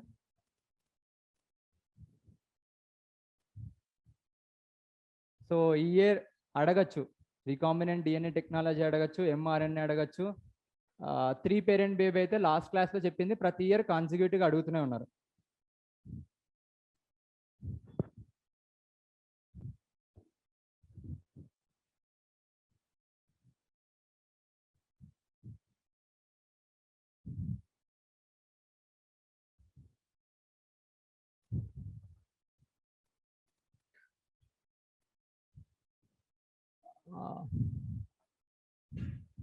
నిన్న జిఎం సీట్స్ చెప్పేటప్పుడు కొన్ని పాయింట్స్ మిస్ చేశాను.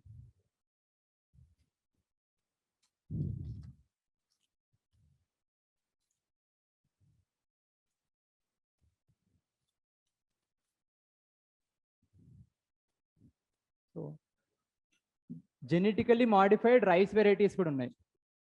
అవి ఎలాంటివంటే గోల్డెన్ రైస్, పేరు వింటారు. సో ఈ గోల్డెన్ రైస్ ఎలా చేశారంటే, క్యారెట్లో విటమిన్ ఏ ఎక్కువ ఉంటుంది వినింటారు. సో విటమిన్ ఏ తక్కువ ఉన్న వాళ్ళకి క్యారెట్ తినమంటారు. సో క్యారెట్ జీన్లో విటమిన్ ఏ ప్రొడ్యూస్ చేసే జీన్ ఉంటుంది. సో ఆ జీన్ని తీసుకొచ్చి we will introduce in the rice. So దాన్ని ప్రో విటమిన్ ఏ జీన్ అంటారు. సో ఈ రైస్ తింటే విటమిన్ ఏ ఎక్కువ ఉంటుంది బాడీలో.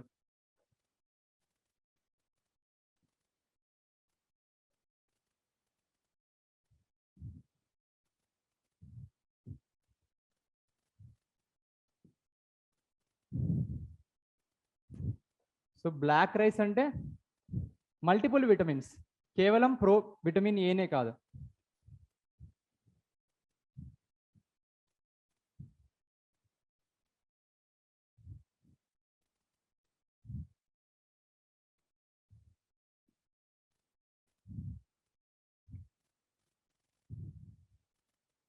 సూపర్ రైస్ కూడా ఇంకోటి ఉంది.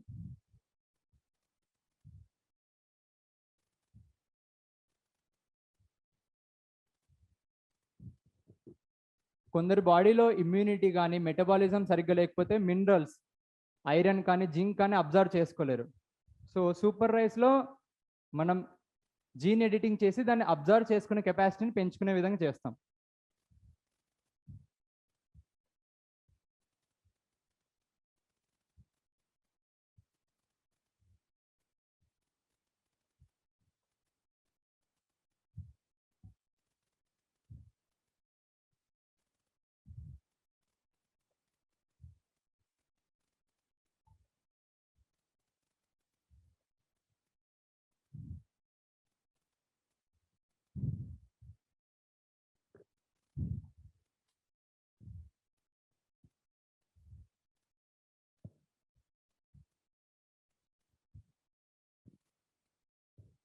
Okay,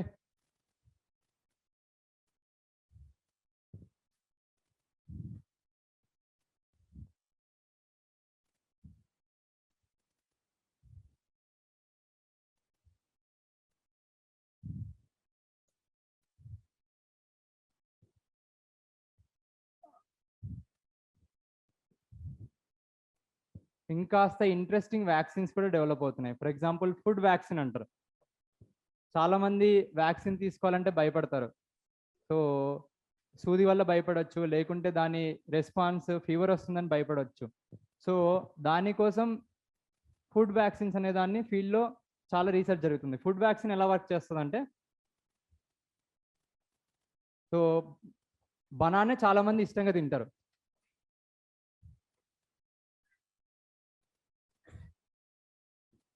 so banana జీనోమ్కి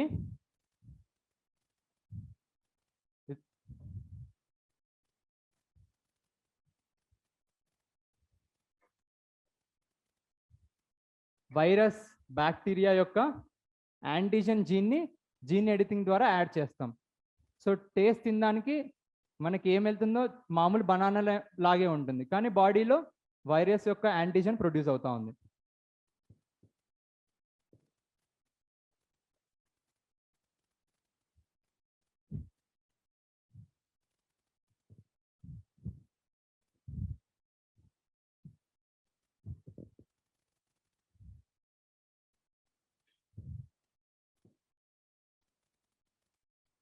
addition.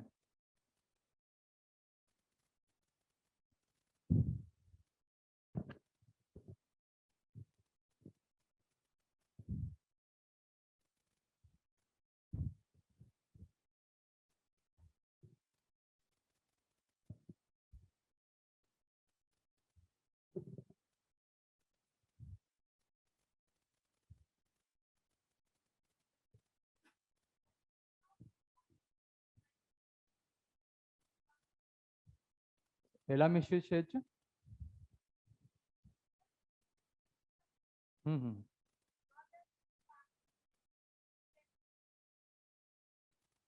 Misuse చేయాలంటే ఏ టెక్నాలజీ అయినా మిస్యూజ్ చేయొచ్చు, అందుకే కదా గవర్నమెంట్ రెగ్యులేషన్స్ ఉంది.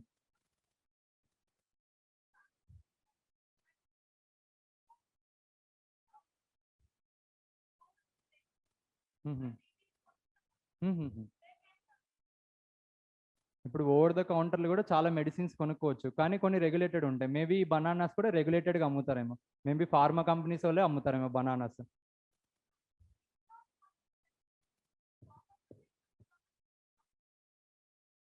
సో ఇది మామూలు బనానా కాదు కదా, genetical edited banana. So crops కింద అనొచ్చు. It's also part of recombinant DNA technology. So recombinant అంటే మనం డిఫరెంట్ కాంబినేషన్స్ తీసుకొచ్చి we're introducing something new.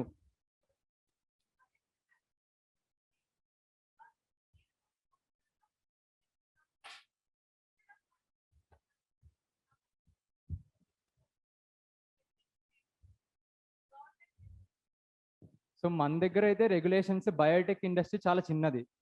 So మన దగ్గర ఎవరికి డబ్బులు లేవు అంత రీసెర్చ్ చేయడానికి.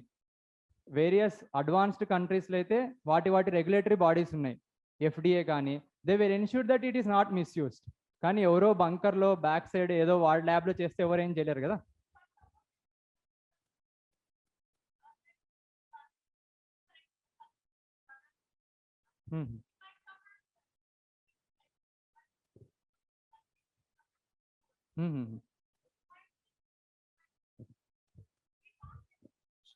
చూడు, still it is in preliminary testing stage.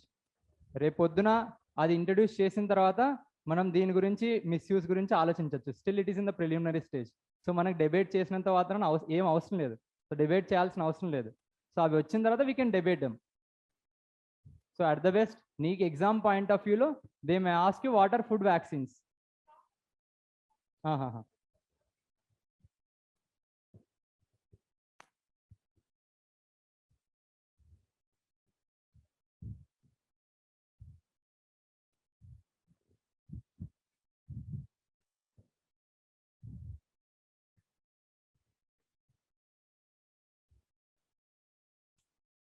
Transgenic animals.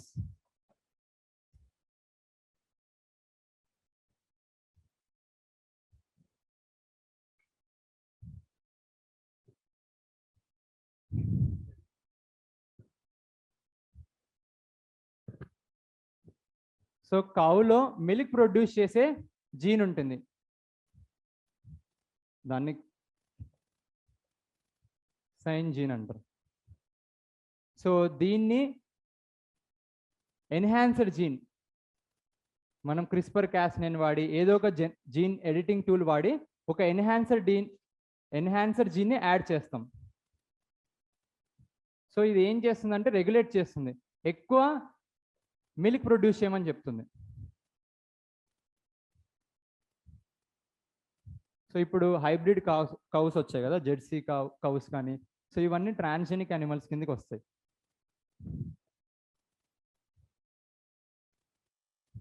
So దీన్ని మిల్క్ ప్రొడ్యూసింగే కాదు, కెరటిన్ ప్రొడ్యూసింగ్, ఊల్. సో ఊల్కి సంబంధించిన కెరటిన్ జీన్ ఉంటుంది. సో దాని నుంచి ఊల్ వస్తుంది.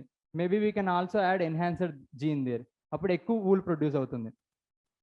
సో ఎలాగైతే జిఎం సీడ్స్ ఉన్నాయో అనిమల్స్లో ట్రాన్స్జెనిక్ అనిమల్స్ అంటారు, అలా మాడిఫై చేసిన దాన్ని.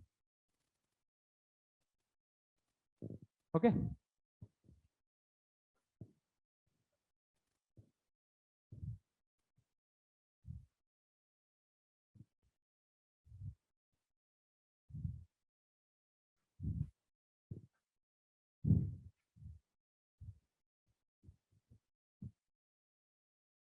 So next nano technological.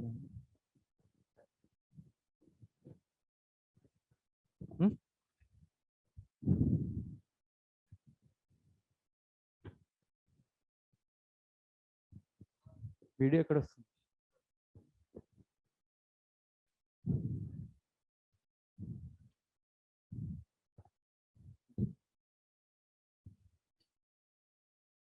Rishi. So Rishi అడిగాడు డిఎన్ఏకి ఆర్ఎన్ఏకి డిఫరెన్స్ ఏంటని. నిన్నటి నుంచి అదే చెప్తున్నాను.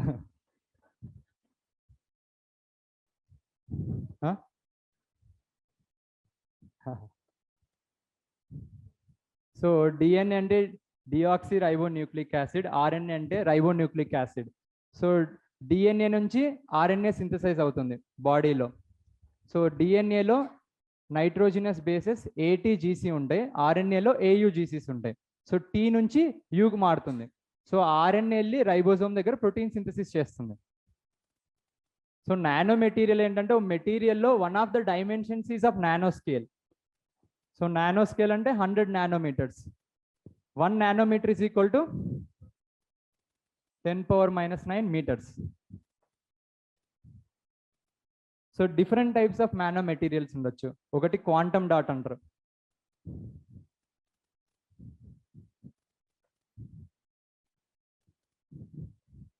జస్ట్ నానో డాట్ లాంటిది.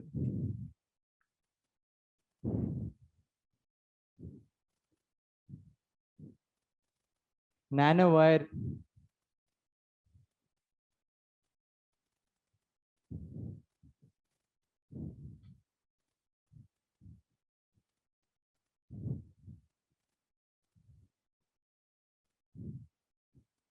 Nano sheet, 1D, 1-dimensional, 2-dimensional, 2-dimensional nano material, 1-dimensional nano material.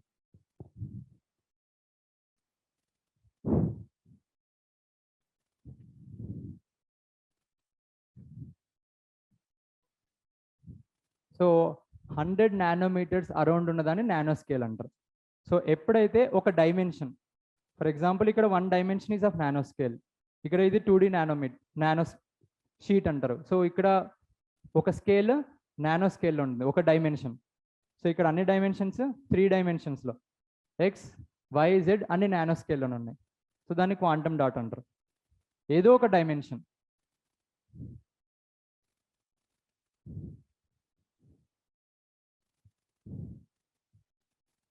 Okay, రాసుకున్నాను.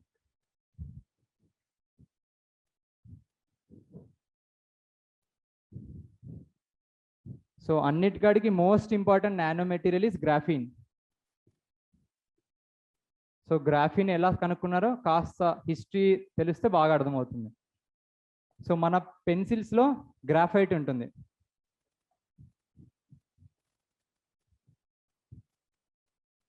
సో గ్రాఫైట్ ఏంటంటే 3 డైమెన్షనల్ ఉంటుంది. సో ఒక కార్బన్ రింగ్స్ ఉంటాయి.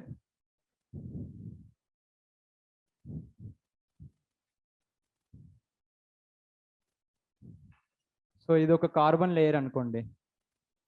సో దీని కింద ఇంకో కార్బన్ లేయర్ ఉంటుంది గ్రాఫైట్లో.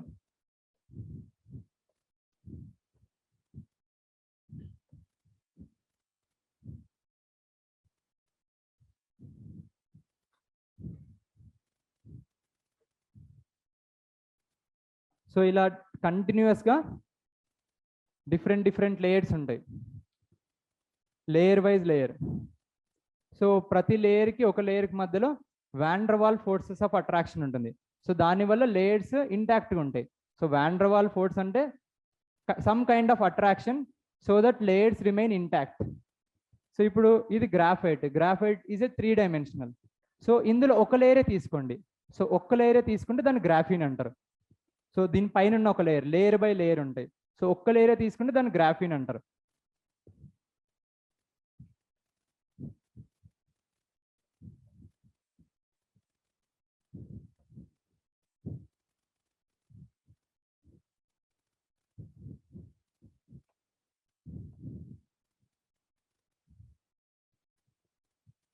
చూడండి, ఇది గ్రాఫైట్, ఇది 1 లేయర్, ఇది సెకండ్ లేయర్. సో ఒక లేయర్కి మధ్యలో some kind of attractive force ఉండడం వల్ల అది 3 డైమెన్షనల్గా ఉండగలుగుతుంది. సో అందులో ఒక లేయర్ని సపరేట్ చేసాం. సో అది గ్రాఫీన్ అవుతుంది. ఇది ఒక లేయర్. సో ఈ లేయర్ని మనం పైనుంచి చూస్తున్నాం. సో పైనుంచి చూడడం వల్ల ఇలా వస్తుంది మనకి. So this is just 1 layer. So ఆ 1 లేయర్లో ఒక డైమెన్షన్ అనేది నానో స్కేల్లో ఉంటుంది. సో దాన్ని అందుకే నానో షీట్ కూడా అనొచ్చు గ్రాఫీన్ని.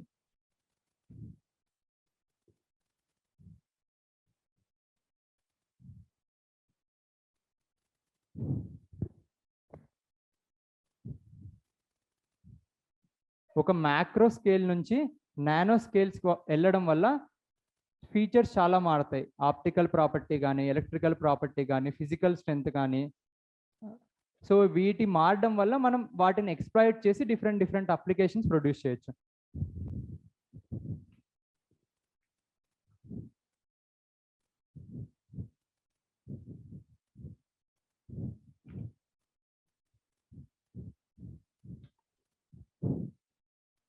ఫర్ సపోజ్ ఒక క్యూబ్ ఉంది.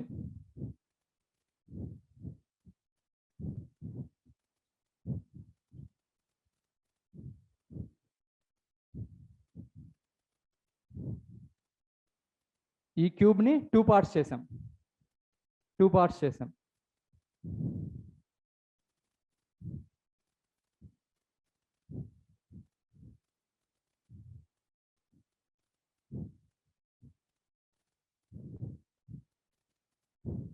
మళ్ళీ 4 పార్ట్స్ చేసాం.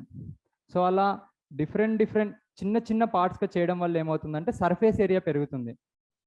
సో ఒక పెద్ద క్యూబ్ కాస్త చిన్న చిన్న క్యూబ్స్, లేకుంటే ఒక పెద్ద క్యూబ్ని కాస్త పొడి ఫామ్లోకి మార్చామనుకో, అది పొడి కాస్త నానో స్కేల్కి మార్చామనుకో, సర్ఫేస్ ఏరియా పెరుగుతుంది. ఓకే, క్లారిఫై అయిందా? సో ఇప్పుడు క్యూబ్స్ ఎగ్జాంపులే తీసుకోండి. క్యూబ్స్ని చిన్న చిన్న క్యూబ్స్గా, సర్ఫేస్ ఏరియా అంటే అర్థమైంది కదా. సో ఇక్కడ ఫేసెస్ ఉన్నాయి, 6 ఫేసెస్ ఉన్నాయి. సో దాన్ని కట్ చేసి చిన్నగా చేసే కొద్దీ మనకి ఇక్కడ వేరే ఫేస్ ఓపెన్ అవుతా ఉంది కదా. సో ఇక్కడ లోపల ఉన్న ఫేస్ ఎక్స్పోజ్ అయింది. సో చిన్నగా అట్లా నానో స్కేల్లోకి తీసుకెళ్తే సర్ఫేస్ ఏరియా ఎక్స్పోనెన్షియల్గా ఇంక్రీజ్ అవుద్ది.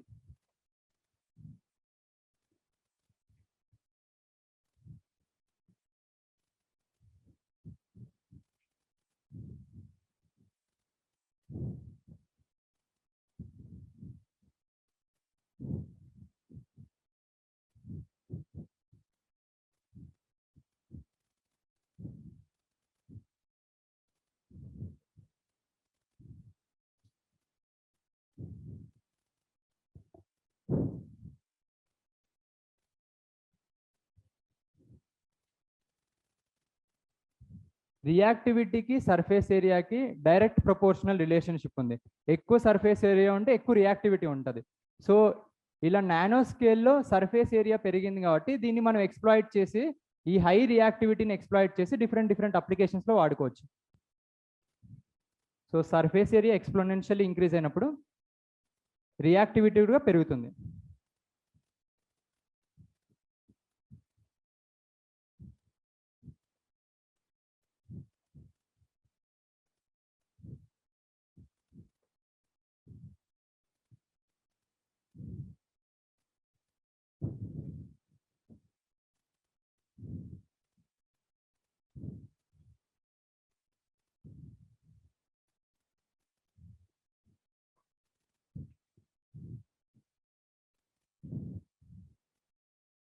సో గోల్డ్ మ్యాక్రో స్కేల్లో ఎల్లో కలర్లో ఉంటుంది, కానీ గోల్డ్ అట్ నానో స్కేల్ కాస్త ఆరెంజ్ రెడిష్ కలర్లో ఉంటుంది.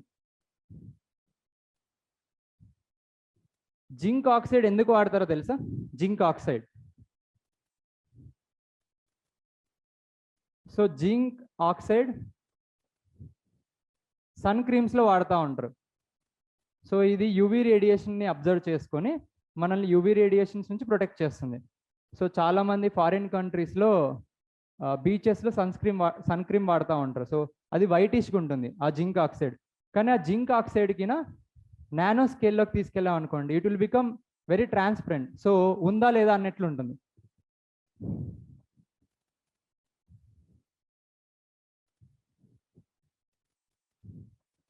సో ఆ చేంజ్ అయ్యే ప్రాపర్టీస్ని మనం ఎక్స్ప్లాయిట్ చేసుకోవచ్చు మన అప్లికేషన్స్కి.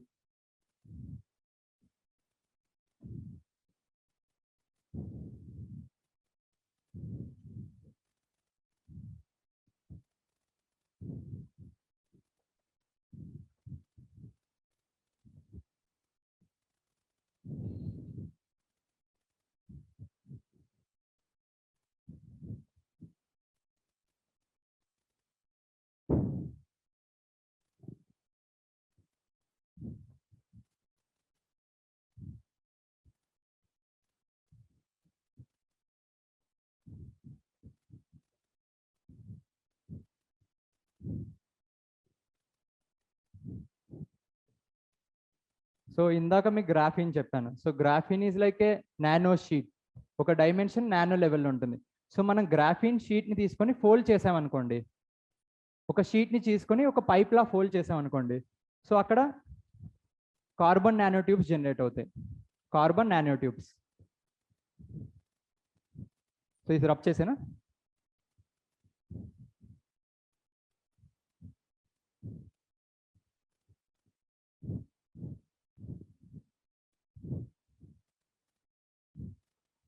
సో ఇది graphene sheet.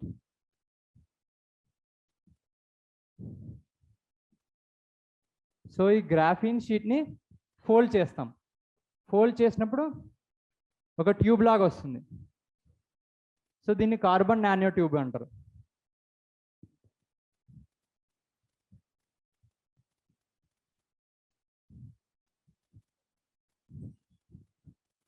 So carbon nano ట్యూబ్లో కూడా టైప్స్ ఉంటుంది. సింగిల్ వాల్డ్ అంటే ఒక లేయరే ఫోల్డ్ చేసాం. So different different layers fold చేసి కూడా multi walled carbon nano tubes generate చేయొచ్చు. సో డిఫరెంట్ డిఫరెంట్ లేయర్స్ ఉంటాయి.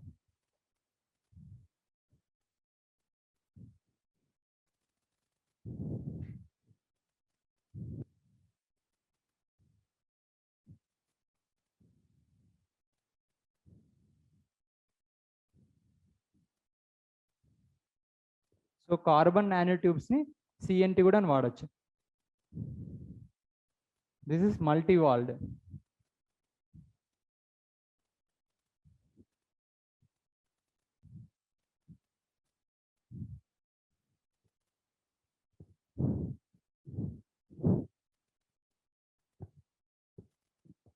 సో ఈ కార్బన్ గ్రాఫిన్ షీట్ని మనం ఒక బాల్ లాగా కూడా ఫోల్డ్ చేయొచ్చు స్పెరికల్ ఫామ్లో. సో స్పెరికల్ ఫామ్లో ఫోల్డ్ చేసినప్పుడు ఫులరిన్ వస్తుంది. సో మీరు బక్మినిస్టర్ ఫులరిన్ C60. So C60. సో C60ని ఒక నానో కేజ్ కూడా అనొచ్చు. ఒక కేజ్ లాగా ఫామ్ అవుతుంది కదా. So one of the dimension is of nano scale. So అది కూడా నానో మెటీరియల్కి వస్తుంది. సో చూడండి డిఫరెంట్ డిఫరెంట్ వేస్లో ఫోల్డ్ చేస్తే డిఫరెంట్ డిఫరెంట్ నానో మెటీరియల్స్ వస్తే డిఫరెంట్ డిఫరెంట్ అప్లికేషన్స్ మనకు ఓపెన్ అప్ అవుతాయి రీసెర్చ్ చేయడానికి. C60.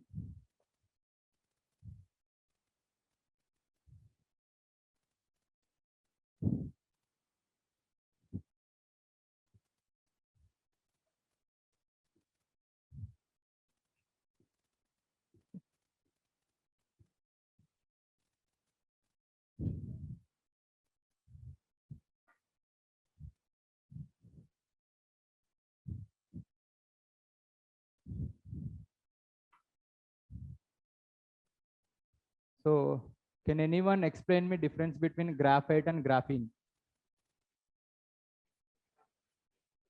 ఒక్కరు ఎవరో ఒకరు చేతులు ఎత్తి.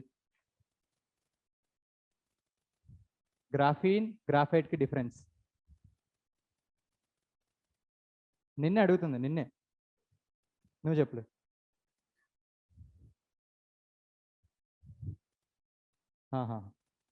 త్రీ డైమెన్షనల్గా లేయర్ ఉంటే అది గ్రాఫైట్ అవుతుంది. సో మీ పెన్సిల్ కొన్న నిప్ కూడా గ్రాఫైట్. సో యాక్సిడెంటల్గా ఎలా డిస్కవర్ చేశారంటే గ్రాఫైట్ ల్యాబ్లో రీసెర్చ్ చేస్తున్నప్పుడు ప్లాస్టిక్కి ఒక లేయర్ అతుక్కొని వచ్చేసింది, ఒక గ్రాఫీన్ లేయర్. సో అలాగా యాక్సిడెంటల్గా డిస్కవర్ చేశారు. దాన్ని రీసెర్చ్ చేస్తూ ఉంటే వేరియస్ అప్లికేషన్స్ బయటకు వచ్చాయి. ప్రాబ్లం ఏంటంటే గ్రాఫీన్ని బల్క్ ఇండస్ట్రియల్ స్కేల్లో ప్రొడ్యూస్ చేయలేకున్నారు. సో అక్కడి వల్ల నానో టెక్నాలజీ అనేది ఒక డెడ్ ఎండ్ లాగా వచ్చేసింది, అట్లీస్ట్ గ్రాఫీన్కి సంబంధించిన రీసెర్చ్లో. సో నానో మెటీరియల్ని ఇంకో రకమైన క్లాసిఫై చేయొచ్చు, కేవలం డైమెన్షన్స్ కాకుండా అది ఏ మెటీరియల్ బట్టి. సో అది కార్బన్ బేస్డ్ అనుకోండి, కార్బన్ బేస్డ్ నానో మెటీరియల్స్ అనొచ్చు. లేకుంటే మెటాలిక్ బేస్డ్, ఐరన్ కానీ జింక్ కానీ సంబంధించిన నానో మెటీరియల్ అంటే మెటాలిక్ బేస్డ్.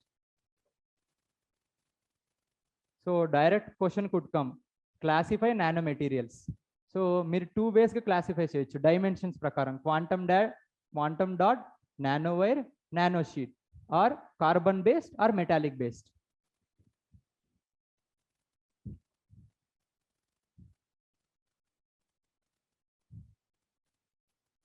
సో కార్బన్ బేస్లో graphene,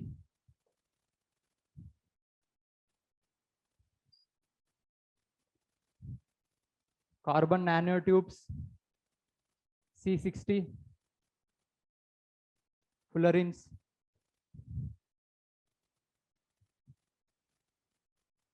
metallic based.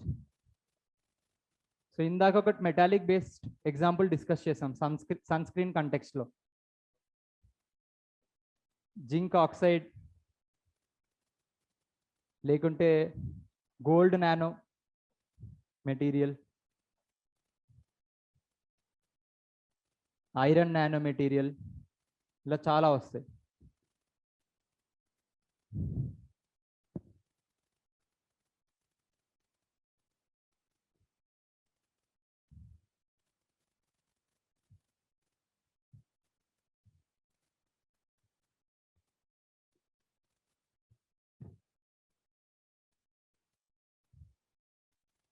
So nano urea is a carbon based. So urea అనేది ఇట్స్ మోర్ ఆర్గానిక్ మాలిక్యూల్ అనమాట. సో ఆ యూరియా ఫార్ములా ఎలా ఉంటుందంటే this is urea formula. So ఇక్కడ మెటల్ ఎక్కడ ఉంది? సో ఇవన్నీ కార్బన్ నైట్రోజన్ కదా? లేదు, కార్బన్ బేస్డ్.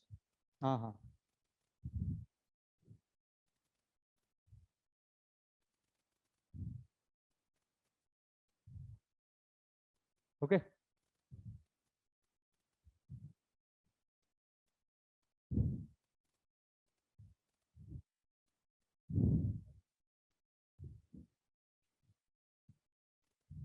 సో ఒక గ్రాఫిన్ అనేది నానో స్కేల్లో జనరేట్ చేసిన తర్వాత దానికి చాలా యూనిక్ ప్రాపర్టీస్ వస్తాయి.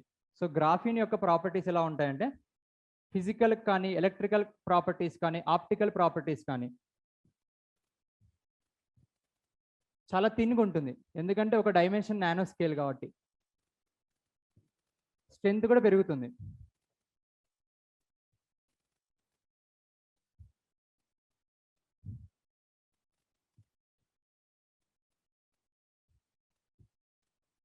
ఎలాస్టిసిటీ పెరుగుతుంది.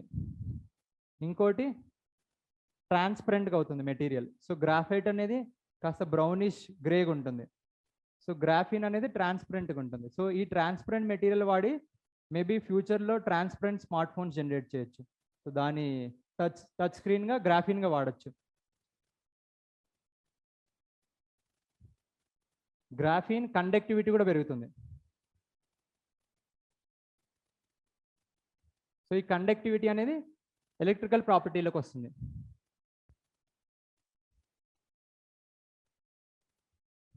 సో కండక్టివిటీ పెరగడం వల్లే కదా.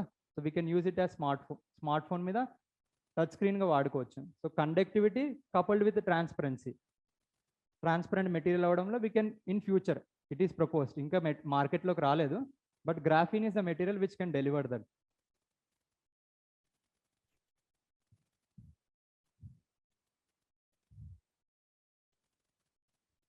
Physical property.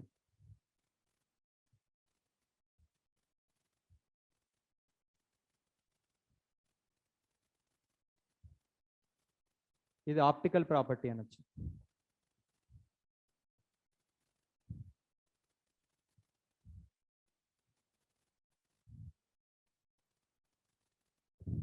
మనకి అట్ లాస్ట్ మనకి ఎలాంటి మెటీరియల్ డిజైనింగ్ అంటే అది లైట్ వెయిట్ ఉండాలి, స్ట్రాంగ్ ఉండాలా, ఫ్లెక్సిబుల్గా ఉండాలా, ఎలాస్టిక్గా ఉండాలా.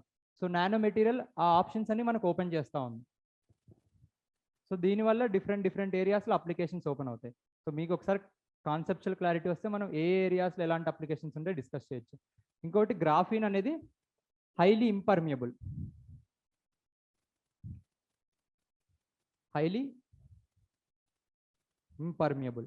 సో ఈ ప్రాపర్టీస్ని వాడి, ఇంపర్మియబుల్ ప్రాపర్టీ వాడి వాటర్ ఫిల్టర్స్లో వాడచ్చు. Water filtration.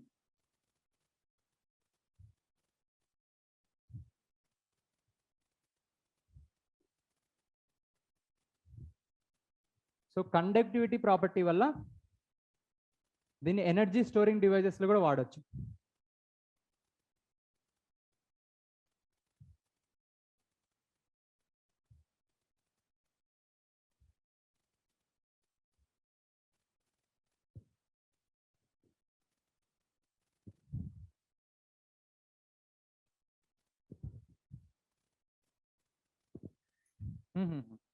సో గ్రాఫైట్లో if you apply more force అది లేయర్గా డిసింటిగ్రేట్ అవుతుంది. కానీ గ్రాఫిన్లో ఎవ్రీథింగ్ ఈస్ కార్బన్ బాండ్ కదా. సో కార్బన్ బాండ్ అనేది covalent bond which is much more stronger. Whereas గ్రాఫైట్లో ఏంటంటే డిఫరెంట్ లేయర్స్ మధ్యలో very weak force of attraction ఉంటుంది. సో మీరు ప్రెజర్ అప్లై చేస్తే డిఫరెంట్ లేయర్స్గా డిసింటిగ్రేట్ అవుతుంది. వెరాజ్ గ్రాఫిన్లో everything is carbon bonded. So covalent bond is much more stronger than van der Waals force of attraction.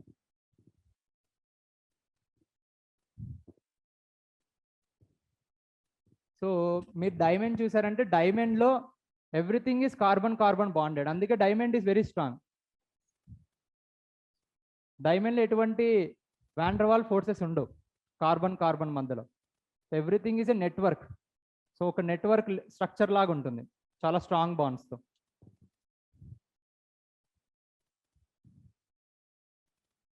Okay,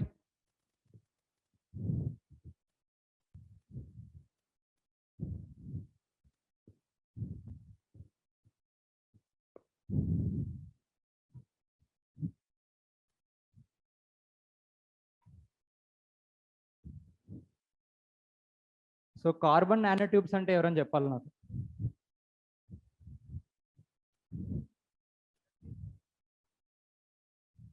so గ్రాఫీన్ని when we roll we get carbon nano tube. So పేర్లోనే ఉంది కదా tube లాగా ఉంటుంది. So carbon nano ట్యూబ్లో different types ఉంటాయి, single walled, double walled, multi world.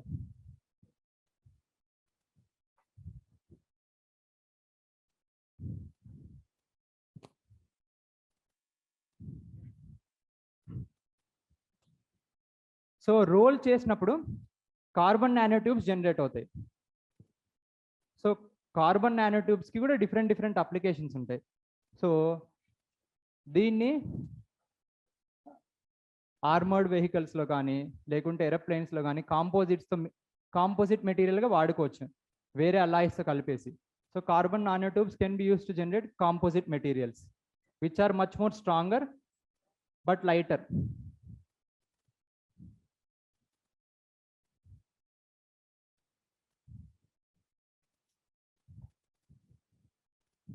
ఇంప్లాంట్స్లో వాడుకోవచ్చు.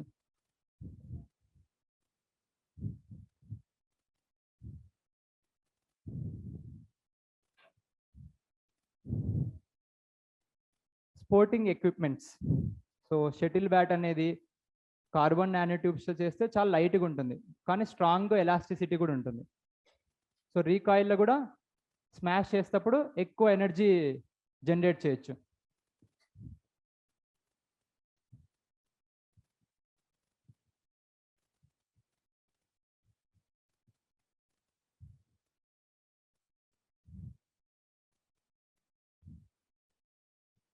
ఇంకొకటి ఫర్ ఎగ్జాంపుల్ హార్ట్ అటాక్ వచ్చినప్పుడు స్టెంట్స్ వాడతారు, సో బ్లాక్స్ని తీసేయడానికి. సో ఇది ఆర్టరీ అనుకోండి. సో ఆర్టరీలో we can introduce carbon nano tubes. So మళ్ళీ డీక్లాక్ చేయడానికి కానీ మళ్ళీ కొలెస్ట్రాల్ వెళ్ళి అక్కడ సెక్రేట్ అవ్వకుండడానికి we can use carbon nano tubes.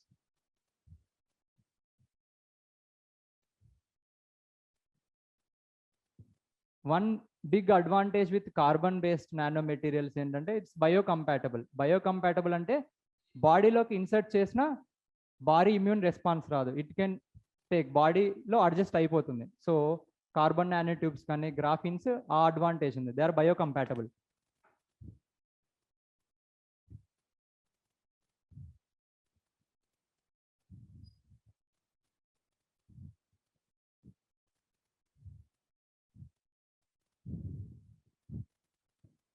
Composite materials applications, armored vehicles, tanks,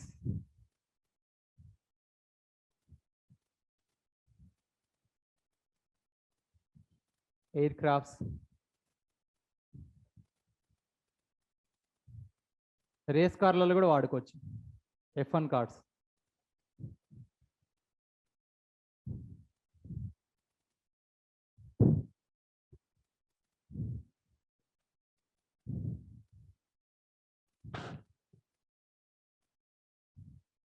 okay,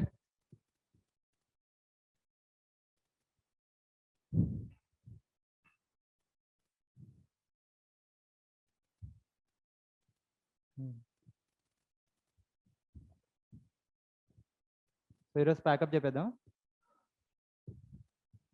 okay.